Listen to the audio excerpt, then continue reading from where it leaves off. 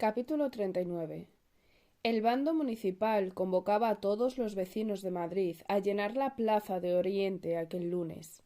A los estudiantes les cancelaron las clases y a los funcionarios les dieron el día de permiso. Las empresas y negocios particulares recibieron la orden de dejar a sus empleados libertad para salir a media mañana. Nuestro autobús nos recogería en Pinar 5 a las 10:30. En previsión de la catarata de actividades, opté por levantarme temprano. Alrededor de las 8 ya estaba dentro del ascensor del edificio de mi padre, con la intención de ver al menos unos minutos a mi hijo antes de enfrentarme a mis obligaciones. La casa empezaba a ponerse en marcha. Víctor aún dormía. Filipa me ofreció un reporte exhaustivo y me garantizó que el niño seguía encantado.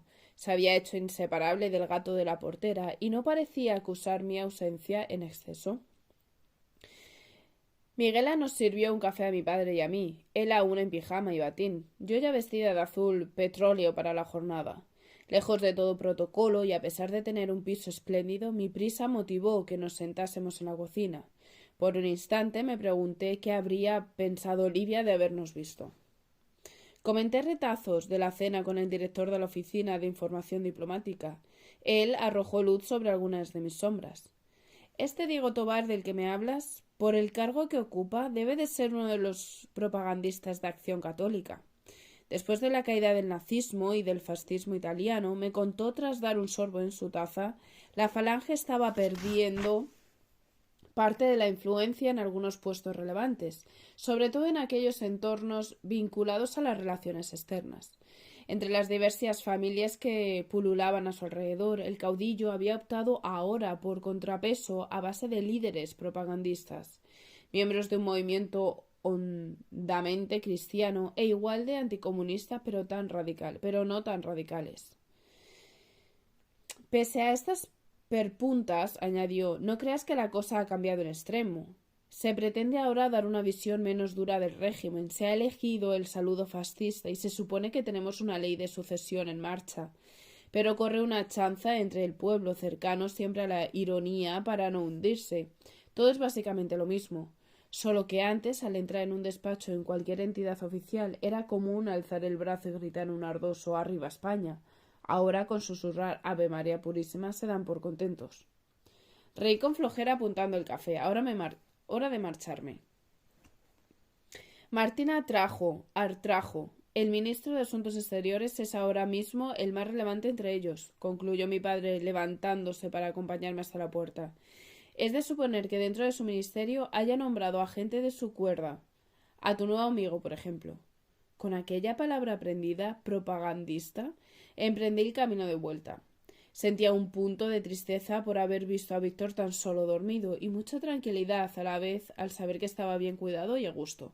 Por encima de todo eso, sobrevolando a los católicos metidos en política y el sueño de mi hijo, mantenía dentro de mí algo que me turbaba, me trastornaba y me conmovía en lo más profundo. Ramiro Arribas. El hombre que se dirigía en la madrugada, apuesto y seguro de sí mismo, a bailar un tango bajo las estrellas de la Cuesta de las Perdices. El instante brevísimo en que nuestras miradas se rozaron fue suficiente para reconocernos. Habían pasado casi 11 años desde que me dejó aquella carta de Molero Dora en nuestra habitación del Hotel Continental de Tánger, antes de darse a la fuga como un miserable. Atrás quedé yo, abandonada, embarazada, sin dinero y sin joyas de mi herencia, cargada de miedos y deudas.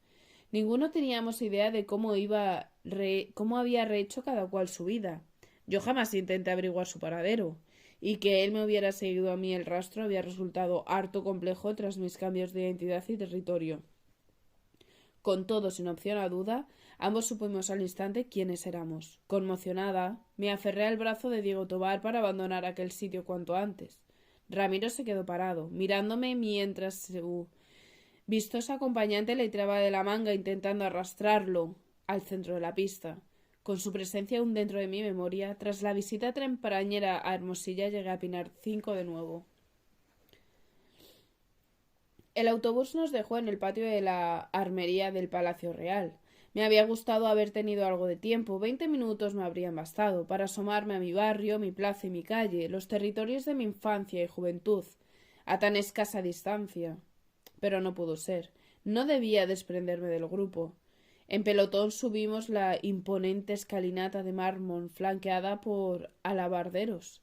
Todo alrededor se desplegaba con majestuosidad. La envergadura de la estancia, los tapices, alfombras, lámparas. La crudeza de la guerra había dejado maltrecho el edificio. 2 años de reforma lograron curar sus heridas sin que ahora se notara demasiado las cicatrices. Después de que la familia real partiera precipitada hacia el exilio, solo Azaña, como presidente de la República, lo habitó temporalmente. Franco, austero en sus gustos, había optado por instalarse en el Palacio del Pardo, más alejado y modesto. Al Palacio Real solo acudía para actos de pompa y boato, como este. Nos instalaron a la prensa en un salón próximo al previsto para el acto formal, rodeados por muebles con pátina de pan de oro, frescos pastoriles y paredes enteladas en seda verdosa. Del otro lado de los balcones provenía un ruido bronco y sostenido, como un bravío mar de fondo. Algunos, curiosos, nos acercamos a retirarnos directamente las cortinas. La visión al asomarnos fue impactante. Miles, decenas de miles, quizá cientos de miles de personas agolpaban en la gran plaza de Oriente y sus zonas próximas. Montones y montones de cuerpos apelotonados que portaban de nuevo montones y montones de pancartas y banderas. No había en el cielo ni una nube y el calor empezaba a apretar con fuerza. Imaginé cómo habría de sentirse esa masa compacta, sin apenas sombras para protegerse. En algún momento apareció Diego Tobar, impecable como siempre, saludó a unos y otros con simpatía, besó las manos femeninas y estrechó las de los hombres. A algunos les estampó cálidas palmadas en la espalda, incluso bromeó con los periodistas norteamericanos, más correosos hasta soltar, juntos, una carcajada. Su habilidad para las relaciones públicas era innegable. Me pregunté cuánto beneficio le acabaría sacando. Me dejó para el último lugar en su cadena de cortesías, no como desaire, sino a modo de deferencia, para poder dedicarme algo más de tiempo. Me preguntó cómo me encontraba, si había descansado tras el abrupto encuentro con Ramiro la noche anterior en Villa Romana. Había alegado un hondo cansancio durante el camino de vuelta para disimular mi desconcierto. En breve empezamos a percibir carreras y órdenes. Ya llegaban, ya estaban allí el caudillo y su invitada. Nos hicieron pasar al gran salón del trono y nos situamos con discreción en uno de los laterales. Las cortinas estaban echadas, blindando la estancia del luminoso mediodía. Decenas de velas en candelabros y apliques con tenues bombillas iluminaban la estancia, dándole un aspecto un tanto lúgubre. Quizá por esa ausencia de claridad creí que mi visión me estaba jugando una mala pasada cuando vi entrar a Madame Perón junto a Franco uniformado, pero no. A medida que se acercaban al centro del salón, fui consciente de que no me equivocaba. Aquel 9 de junio, en que se superaban los 30 grados, encima de su vestido de tefatán, la esposa del presidente argentino lucía un fabuloso abrigo de martas cibelinas que para mí habría querido en mis primeras semanas en Londres, cuando los termómetros se empeñaron en mantenerse bajo cero. Refractaria a la simplicidad, la ilustre dama acompañaba el singular atuendo con una especie de casquete del que colgaban hasta quedarle por debajo del hombro unos penachos con vistosas plumas.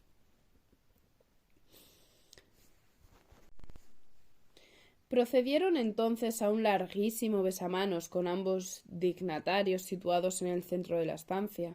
Por delante pasó toda una corte de autoridades civiles de frac, militares de gran escala y señoras con amplias pamelas. Hubo algunos despistes y errores, codazos y hasta empujones. «Quita usted de ahí, que este es mi sitio», susurró más de uno. Todos se esforzaban por estar lo más cerca posible de los protagonistas. En algún momento tuvieron que intervenir los funcionarios para recomponer el orden. Una vez concluyó la tediosa secuencia de saludos, con el gran collar de la Orden del Liberador General San Martín cayendo desde sus hombros y la banda correspondiente atravesándole el vientre voluminoso, el caudillo de España, por la gracia de Dios, se colocó las gafas en la punta de la nariz, sacó su vocecita y procedió a leer un campanudo discurso repleto de alusiones de la fe, la concordia, el afecto entre los pueblos y la gran familia hispana. Llegó acto seguido el momento de prendarle en el pecho a doña María Eva Duarte de Perón la gran cruz de Isabel la Católica, en forma de vistoso broche. El valor simbólico de la condecoración se suponía excelso y el valor material tampoco debía de ser escaso. Oro macizo, rubíes llenando los brazos, perlas en las puntas y numerosos brillantes. En el centro, sobre esmalte, las dos columnas de Hércules entrelazadas por una cinta, con la inscripción Plus Ultra. Muy pocos ostentaban tan alto honor. Aquello era un gesto de altura.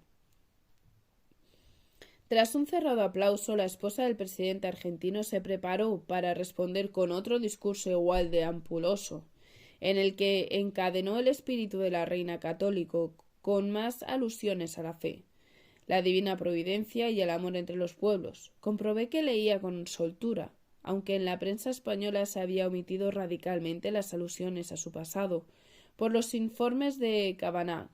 Yo estaba al tanto de que durante años Eva Perón había sido actriz, o aspirante al menos. Nunca alcanzó el éxito, pero el hecho de haberse subido a escenarios y sobre todo de haber interpretado radioteatros la ayudaba a moverse con desparpajo frente a las audiencias, las cámaras y los micrófonos. El corresponsal de The New York Herald Tribune, en un español macarrónico pero comprensible, había preguntado durante el trayecto en autobús a Valentín Cibetú, el enviado del diario argentino Democracia, si era cierto que al redactor de discurso lo habían subido al avión en el último minuto, por orden del mismísimo presidente, temeroso de la habilidad oratoria de la primera dama. A esas alturas todos sabíamos que Democracia era el periódico argentino más afín al peronismo. Alguien llegó a comentar incluso que era propiedad personal de la señora. Mientras ella seguía desmenuzando las frases rimbombantes que le habían escrito y sonaban los fogonazos de los flashes de los fotógrafos, yo me dediqué a cumplir con mis planes. El primer objetivo que me planteé fue buscar entre los presentes a los miembros de su séquito a los que debería intentar acercarme. Los localicé en primera fila, a un lado, rodeados de generales, prelados y altos gerifaltes. Ninguno presentaba nada particularmente distintivo. Todo en ellos era correcto, pero en cierta manera los percibí diferentes, como menos rígidos y agarrotados que los nuestros. La señora vestida de malva, con un discreto tocado de flores en la cabeza, supuse sería Lilian Logomarsino, la acompañante y consejera. Al señor Maduro de torso ancho lo identifiqué como Alberto Dodero, el magnate navideño encargado de coordinar y sufragar al partner oficial del viaje.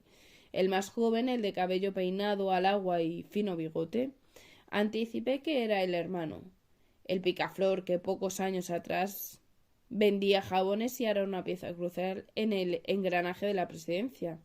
Juancito lo llamaban.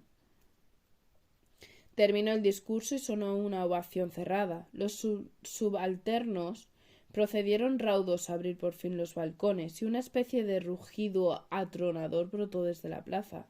Salieron Franco, doña Eva y detrás los ministros y cargos más sustanciales. Había micrófonos de Radio Nacional de España preparados. La multitud parecía enloquecida, agitando, eufórica, banderolas y pañuelos, gorras, pancartas, sombreros.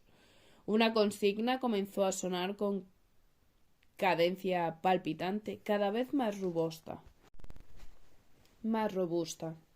¿Qué dicen? Me preguntaron mis compañeros. Estábamos apelotonados, agucé el oído. Resultaba difícil distinguir las palabras exactas en aquella vibración que recordaba a recios tambores. Hasta que lo tuve claro me volví y le repetí, luego lo traduje. Franco, Perón, un solo corazón. Eso era lo que coreaba la masa. Extasiados, con complacientes sonrisas plantadas en los rostros, el caudillo y su huésped aguardaron unos largos momentos mientras el pueblo seguía desgañitándose. Franco, Perón, un solo corazón. Franco, Perón, un solo corazón. Hasta que por fin ella tomó la palabra. Fue breve, pero sumamente eficaz. Habló con vehemencia y garra. A pelo, sin papeles ahora, hizo alusión a los descamisados, los desfavorecidos y los obreros, a los derechos de los trabajadores, la reconquista social y la justicia de los pueblos. A algunos de los dirigentes franquistas que ocupaban la retaguardia del balcón principal les corrieron gotas de sudor por las sienes. Más de uno creyó escuchar ecos de una pasionaria con acento porteño. Los cientos de miles de madrileños, indiferentes a la canícula, seguían aplaudiendo y vitoreando con ardor. Probablemente las palabras concretas de la primera dama les importaban bien poco.